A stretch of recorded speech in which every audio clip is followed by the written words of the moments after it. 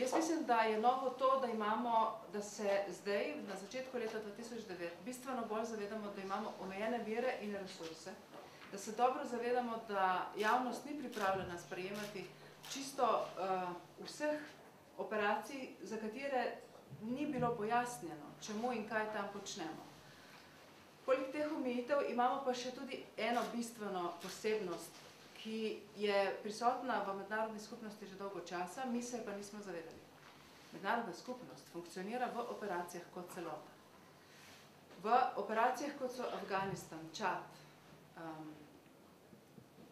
Bosna, Kosovo, se pojavljajo različne mednarodne organizacije, vendar kot celota.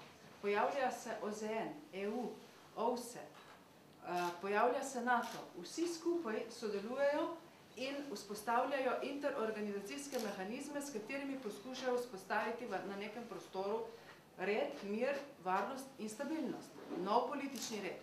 Se pravi, to, kar moramo v tem trenutku resno razmisliti, je, kako povezati v skupni strategiji vire, zmogljivosti, politični interes, interes javnega mnenja, za tistim, kar se v mednarodnem okolju od nas pričakuje. To je tisto, kar mislimo, da bodo osnove strategije sodelovanja v mednarodnih operacijah in misijah.